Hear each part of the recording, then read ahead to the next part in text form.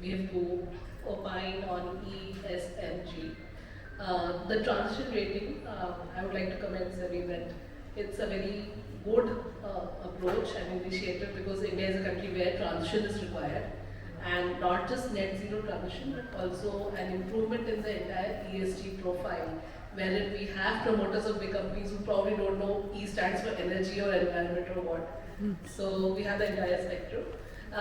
So we are opining on the impact of the ESG profile.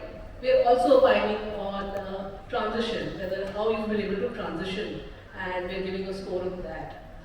There are two models, and there too SEBI has been very flexible. There are two models to which we can rate. One is where there are agencies, Rama represents that, and with Amit sir, wherein the ratings should be done on public disclosure, that it's available for investors to see on the website. So that's a subscriber pay model, so any investor or portfolio holder can go ahead and see for an industry or a set of companies what are the ESG scores, what's the benchmarking. Versus what we do at ICRA ESG, we are in the issuer pay model, wherein we can take, just like credit ratings, we can take a mandate from the company and go ahead and discuss in detail with various people at the company's end.